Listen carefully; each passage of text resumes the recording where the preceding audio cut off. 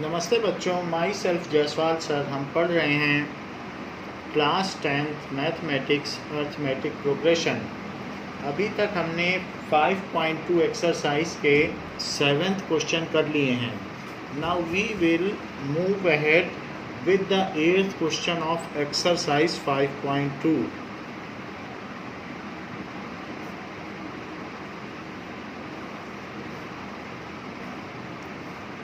It is an AP consists of 50 terms whose third term is 12. An AP consists of 50 terms whose third term is 12 and last term is 106. Find the 29th term and last term is 106. Find 29th term.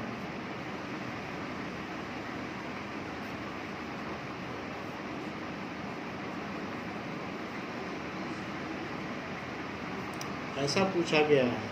तो 50 term है तो n की value दी है और a3 दिया है 12 और an दिया है 106। इतनी सारी चीज़ें दी और 29 टर्म पता करना है। तो an इज़ 106 और a3 क्या होता है, a plus 2d is equals to 12 और an क्या होता है, a प्लस एन डी। तो लास्ट 50 टर्म है और लास्ट टर्म 106 है, तो हम ये भी कह सकते हैं कि इसकी 50th टर्म ही 106 है, क्योंकि 50 टर्म है और लास्ट टर्म ही 106 है। तो इसका मतलब है कि इसकी जो 50th टर्म है वही 106 है। तो इसलिए a प्लस 49d इज़ 106। तो 50 है ना, तो a प्लस a50 हमने निकाल दिया लास्ट तक। अब हमारे पास दो इक्वेशन है, इसको इसके नीचे लिख दीजिए। a प्लस 49d इज़ 106 और इन्हें सब्ट्रैक्ट कर लीजिए। तो ये 2 इसमें से कम कर लें और यहाँ पर इसमें से 12 कम कर लें। तो 106 में से 12 अगर हम सब्ट्रैक्ट करेंगे तो 4 बचेगा और यहाँ पर 94। So minus 94। तो d की वैल्यू कितनी हो जाएगी, माइनस 94 बाई माइनस 47, जो कि 2 टाइम्स होता है। सो d 2 हो गया। अब किसी एक चीज़ में डालकर मान लीजिए a plus 2d is equals to 12 है और d की वैल्यू 2 डाल दी जाए। तो a plus 2 into 2 is 12। So a plus 4 is equals to 12।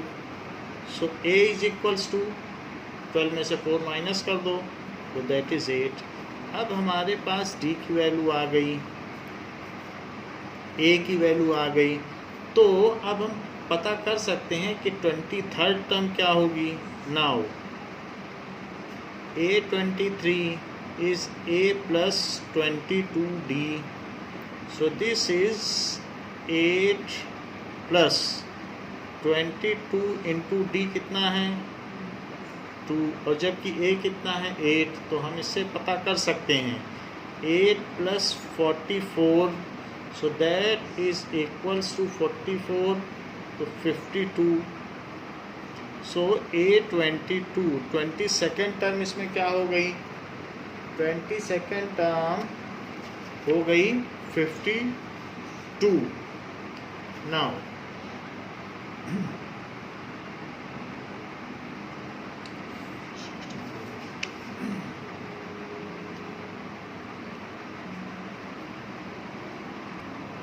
Now it is asked about 29th term. तो हमें 29th निकालनी है, ना कि 23rd। So it is 29th। So 29th term होगा तो यहाँ कितना हो जाएगा 28d। सो 28 का मल्टीप्लाई आप करें 28 का, क्योंकि 29th टर्म पूछी गई है तो 29th टर्म निकालिए। 28 इंटू 2 कितना हो जाएगा, दैट इज़ 56, और 56 दिस इज 56। 28 इंटू 2, 56 प्लस 8 कितना हो जाएगा, it is 64। So answer is 64 is the answer. तो यहाँ पर हमने 23 लिखा था जो कि गलत था, इट इज़ 29 था। 9th question, if the third and 9th term of AP are 4 and minus 8, if the third and 9th term of AP are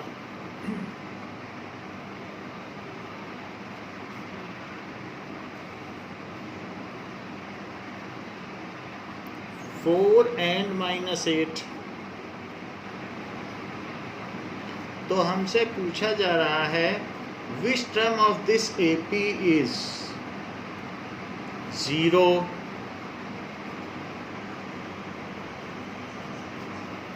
which term of this AP is 0,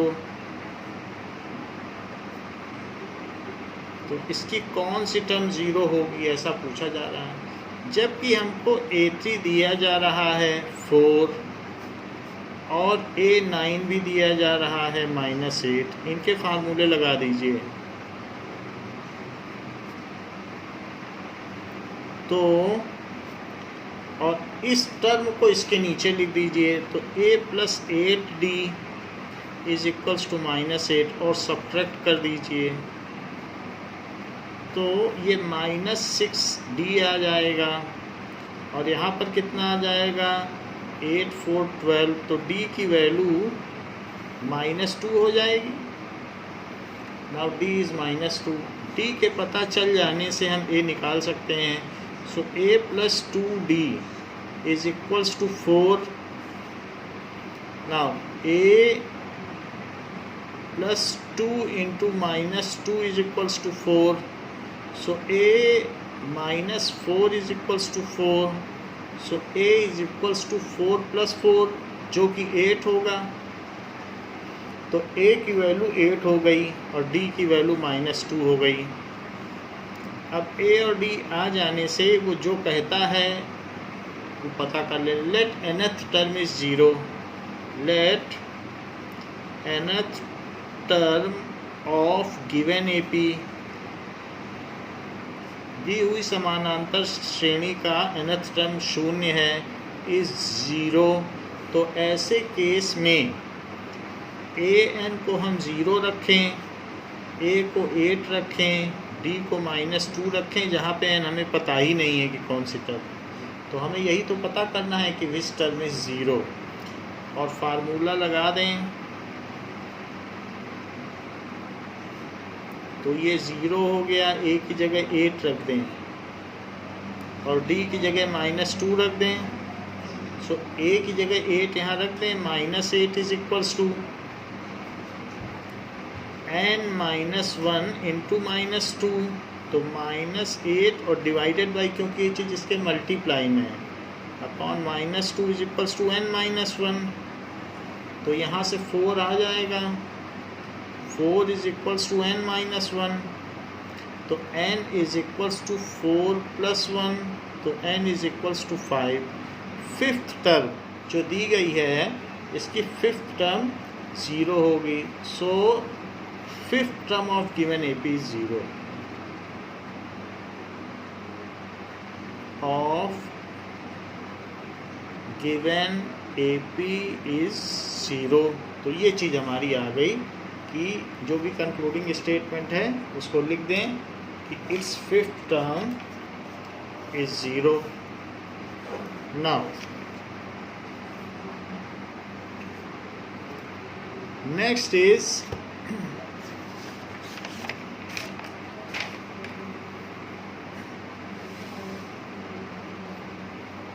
10th question. 10th question says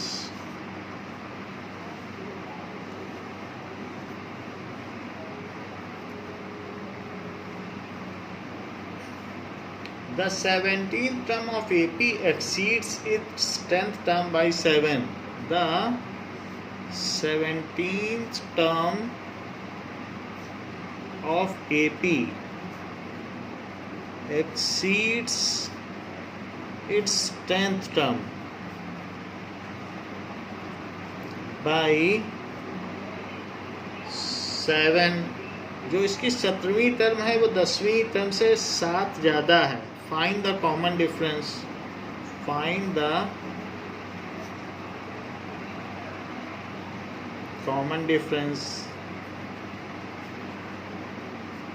question में कहा गया है according to question कि A17 A10 से इनका difference निकाला जाए. A17 बड़ी बता रहा है, A17 एक्सीड कर रही है, लेकिन 7 एक्सीड कर रही है, सिर्फ 7 ज़्यादा है. A17 को A+16D कहा जा सकता है, जबकि इसे A+9D कहा जा सकता है. और ये सब बाई फार्मूला है जो कि हमने लगाया है. AN = AN-1D. तो बाई दिस फार्मूला ही आया. यहाँ पर A और माइनस A कट जाएंगे तो 16D - 9D, या ये कहा जा सकता है 7D = 7, या ये कहा जा सकता है D = 1 is the common difference. इसमें से कोई भी क्वेश्चन 3 मार्क्स से कम का नहीं है, बट सिंपल है. 11th. Which term of the AP will be 132 more than the 54th term? Which term of the AP? AP 3, 15, 27 and 39. 3, 15, 27, 39. तो इस AP की कौन सी टर्म है? Will be 132 more. Will be 132 more than 54th term. तो let it is nth term या desired term is nth term, ऐसा लिख सकते हैं. तो जो nth टर्म है वो 54th टर्म से भी 132 ज़्यादा है. nth टर्म इज 132 मोर. उसमें और जोड़ोगे तब ये आएगी, यानी ये चीज़ ज़्यादा है. तो nth टर्म का फार्मूला क्या होता है? n-1D is A+53D + 132. हमने दोनों तरफ फार्मूले लगा दिए, an का भी लगा दिया, इधर भी. अब a और a दोनों तरफ सेम है, तो आप चाहें तो सिंपली भी कर सकते हैं, वरना वैल्यू रख के भी कर सकते हैं. तो सिंपली भी कट किया जा सकता है. तो ये n-1D है और d की आप वैल्यू रख लें. सो d = 15 - 3, क्योंकि AP तो कह ही रहा है, तो 12 है. So n-1 × 12 is equals to 53 × 12 plus 132. ये हो गया. Now अब 53 × 12, तो आप दोनों में से चाहें तो 12 कॉमन ले लें, तो यहाँ 53 बचेगा, और आपको ये मालूम है 11 × 12 53 होता है. सो n-1 × 12, तो हमने इसमें से कॉमन ले लिया. और अब इस 12 से इस 12 को कट कर दें तो ये हो जाएगा 64, और दिस इज़ n-1. तो n की वैल्यू 65 आ जाएगी. तो it's 65th term is 132 more than the 54th term. It's जो 65th टर्म होगी इज़, आप चाहें तो उसको निकाल के वेरीफाई भी कर सकते हैं, वो उससे 132 ज़्यादा होगी. Is 132 more than 54th term. तो ये इसका स्टेटमेंट हो गया कि इसकी 65th टर्म ज़्यादा है, 132 ज़्यादा है। अब देखिए पूछा जा रहा है 2 APs have same common difference.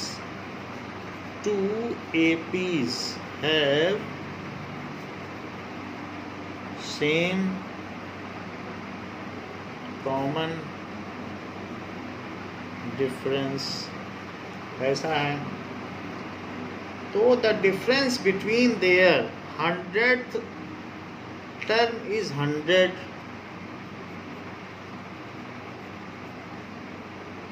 the difference between their 100th term is 100. So what is the difference between their 1000 term? What is the difference between their 1000th term? पहले एक बार क्वेश्चन को समझ लें, फिर हम सलूशन पे आएंगे। जैसे मान लीजिए लेट, ये क्वेश्चन का पार्ट नहीं है, सिर्फ समझाने के लिए कि एक एपी चल रही है 2, 4, 6, 8, 10, 12 ऐसे चल रही है, और इसमें 2 का कॉमन डिफरेंस है, और दूसरी एपी ऐसे चल रही है 102, 104, 106, 108, 110, 112, ये ऐसे चल रही है। इसमें भी 2 का कॉमन डिफरेंस है। बताइए सेकंड टर्म में कॉमन डिफरेंस कितने का? दोनों का डी क्या है? डी यहाँ पर भी अगर आप देखें तो 2 है, और यहाँ पर भी डी 2 ही है, तो 2 APs have same common difference. तो मुझे बताइए सेकंड टर्म में कितने का कॉमन डिफरेंस है? 100 का है। थर्ड टर्म में भी 100, फोर्थ टर्म में भी 100, फिफ्थ में भी 100। चाहे आप 1000वीं टर्म में चले जाओ, चाहे लाखवीं टर्म में चले जाओ, चाहे फर्स्ट टर्म में चले जाओ, कॉमन डिफरेंस सेम है, तो सेम तरीके से ग्रो करेगी। तो जैसे 2 लोग हैं, छोटा भाई और एक बड़ा भाई, दोनों एक ही तरीके से हाइट में बड़े होंगे, तो उनके बीच की जो हाइट का डिफरेंस है वो भी वही रहेगा। तो उसी तरीके से छोटा पेड़ या बड़ा पेड़ ले लें, वो एक साथ बढ़ रहे हैं, तो उनका डिफरेंस भी वही रहेगा। तो वही चीज़ यहाँ पर भी है। तो ये तो खैर हमने समझाने के लिए बताया है कि जो अलग अलग एपी हैं उनमें ये डिफरेंस बताया गया है। इसकी अगर आप टर्म्स जो भी आप ले लें, तो पहली वाली एपी है और दूसरी वाली एपी है, तो उसमें हम देखेंगे अब कि क्या होता है। Let first AP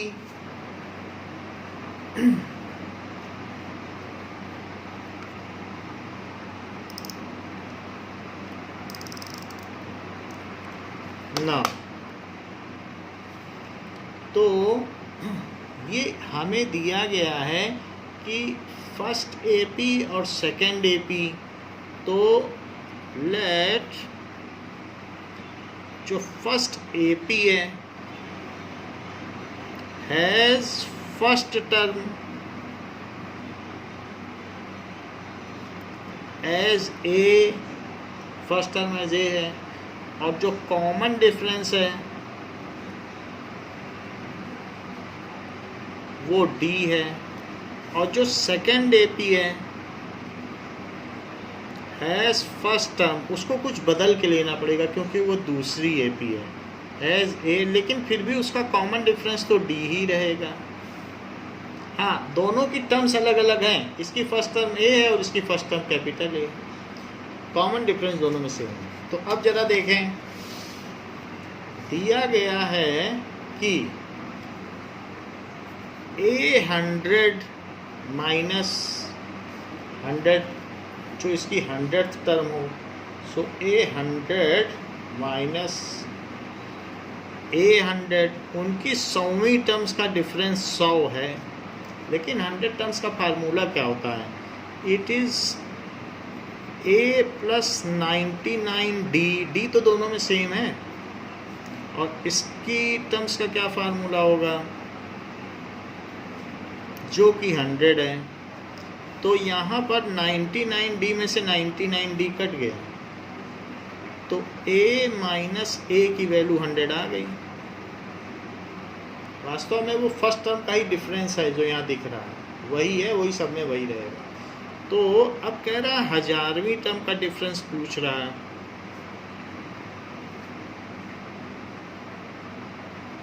is equals to what? तो इनके फार्मूले लगा लें दोनों के। तो 1000 का मतलब क्या हुआ? It is equals to A plus 999D, जहाँ पर A कैपिटल होगा क्योंकि बड़ी वाली AP है, तो इसका सब कुछ टर्म भी कैपिटल होगी और ये है, और माइनस A प्लस 999D ये हो गया। इट इज़ इक्वल्स टू, इसी की वैल्यू लिख लें जो हमें चाहिए। तो 999D से 999D कट गया, so it is A minus A। तो वो वैल्यू यहाँ तो इक्वेशन 1 में दी है, तो उसकी वैल्यू 100 है, तो इसकी 1000वीं टर्म का भी अंतर 100 ही रहेगा। तो इस तरीके से बाई इक्वेशन 1 लिख लें। ये तो दो अलग अलग AP चल रही हैं, आप ये समझ लीजिए कि दो AP ऐसी हैं, A1, A2, A3, A4 ऐसे चल रही हैं। तो इसमें A प्लस D चलेगा, सॉरी इसमें तो A चलेगा, और अगली टर्म में क्या चलेगा? A प्लस D चलेगा, A प्लस 2D चलेगा, और A प्लस 3D चलेगा ऐसे। और एक दूसरी AP है, ये तो फर्स्ट AP हो गई। सेकंड वाले को आप लिखेंगे A1, A2, A3, A4 और ऐसे लिखते चले जाएंगे, लेकिन वहाँ A प्लस A चलेगा, और सेकंड टर्म में क्या चलेगा? A प्लस D, क्योंकि कॉमन डिफरेंस सेम बताया जा रहा है, अभी जैसे एग्जाम्पल में आपको बताया था, और A प्लस 3D, तो ये चलेगा। तो आप देख लें कि किसी भी टर्म का फोर्थ टर्म का भी जो है तो 3D कट जाएंगे, तो A माइनस है और यहाँ भी A माइनस है, वही आएगा। तो ये आपको समझाने के लिए है कि मैंने A क्या लिया और ये क्या लिया। अब देखिए नाउ 13th क्वेश्चन, ये भी क्वेश्चन का पार्ट नहीं, बस बताने के लिए। How many 3 digits numbers are divisible by 7? How many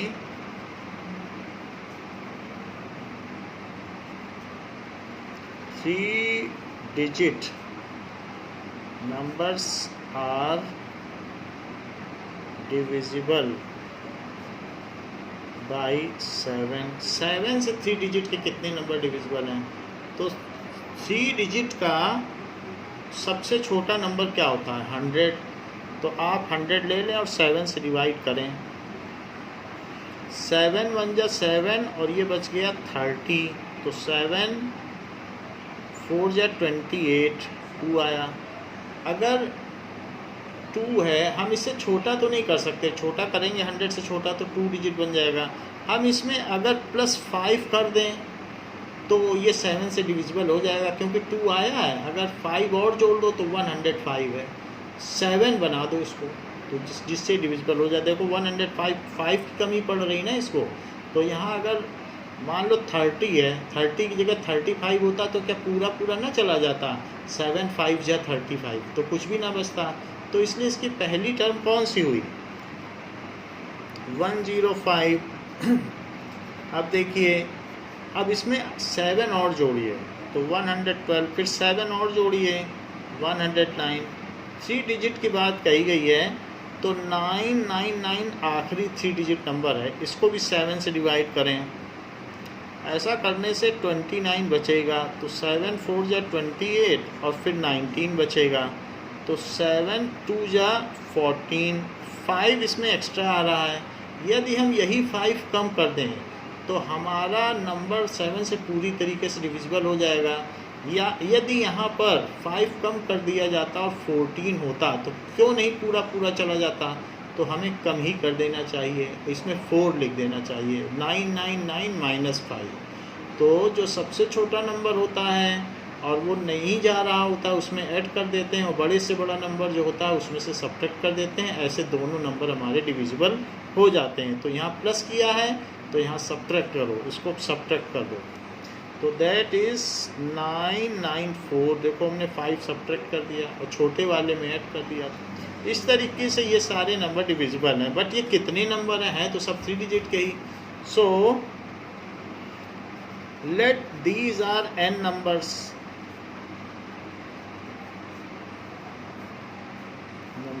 तो n नंबर्स हैं जिसमें an कितना है 994, a कितना है 105 और d कितना है हमें मालूम है 7 जोड़ा गया है, फिर भी 112 माइनस 105 दिस इज 7। और हमें n का पता लगाना है कि वास्तव में n कितना है, इस चीज़ का हमको पता लगाना है। So n is equals to a plus n minus 1d. So 994 is equals to 105 plus into 7 लिख दिया। 994 में से 105 माइनस कर दीजिए तो that is equals to n minus 1 into 7। तो अब इसको आप माइनस करें 994 में से 105, तो यहाँ 9 बचेगा 8 और यहाँ पर क्या बचेगा 889 बच जाएगा।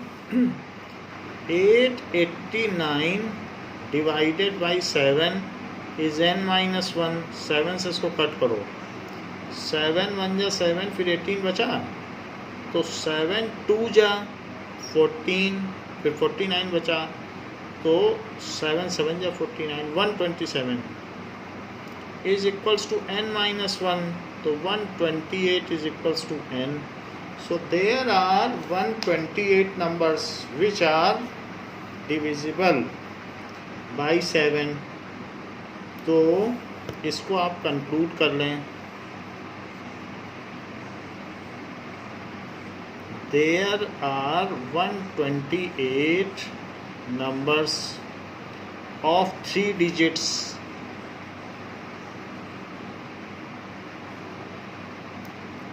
which are divisible by 7। तो इस तरीके से 7 से हमने डिविजिबिलिटी चेक कर ली है कि कितने डिजिट्स 7 से डिविजिबल हैं। Now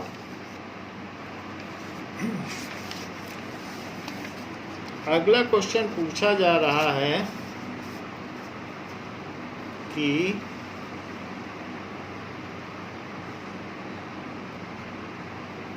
how many multiples of 4 lie between 10 and 250। तो that is the 14th question. How many multiples of 4 lie between 10 and 250। Multiple of 4 है तो छोटे वाले में जैसे छोटा है तो ऐड करना, बड़े में से सब्ट्रैक्ट करना।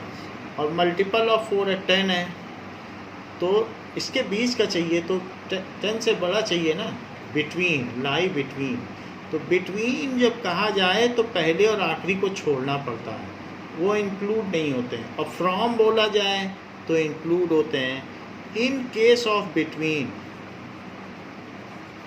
अगर इन केस ऑफ बिटवीन जो एक्सट्रीम डिजिट्स आर एक्सक्लूडेड, जो एक्सट्रीम डिजिट्स आर एक्सक्लूडेड, जैसे आपके और आपके दोस्त के बीच में कौन खड़ा है, तो आप ये तो नहीं कह सकते हो कि मैं ही खड़ा हूँ बीच में। बिटवीन का मतलब बीच में होता है। और फ्रॉम में in case of from included, अगर फ्रॉम 10 to 250 होता तो इंक्लूडेड होता।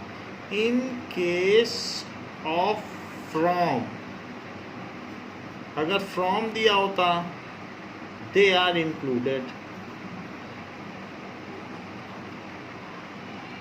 तो हमारे में बिटवीन है इसलिए 10 को छोड़ना पड़ेगा। 10 से बड़ा सोचो, 10 से बड़ा कौन है? जो 4 से डिविजिबल है, 4 का मल्टीपल, 4 का मल्टीपल यानी 4 का टेबल। तो ये है 12, फिर 16, 12 का टेबल पढ़ना शुरू कर दो और 250 में 4 से डिवाइड कर लो। तो 4 6 या 24, फिर 10 बच गया, तो 4 2 या 8, यही 2 हटा दें तो ये काम बन जाए। तो 248 लिख दो, सबसे बड़े में से कम करो, सबसे छोटे में बढ़ाओ। So that is 248। ठीक है, ये चीज़ हो गई। अब ज़रा देखिए, तो ये हमारे उसके 20 के डिजिट हैं, जो हमारा एक्स्ट्रा बच रहा था रिमाइंडर वो हटा दिया, और जो छोटा होता है उसमें हम बड़ा करके इतना बना देते हैं कि वो पूरी तरीके से चला जाए। तो ये हो गए। Let these are n numbers, ये 4 के मल्टीप्लायर्स हैं। Are the multipliers of 4 given between these number, ये जो भी हैं ये मल्टीप्लायर्स हैं। Let these are n in numbers, these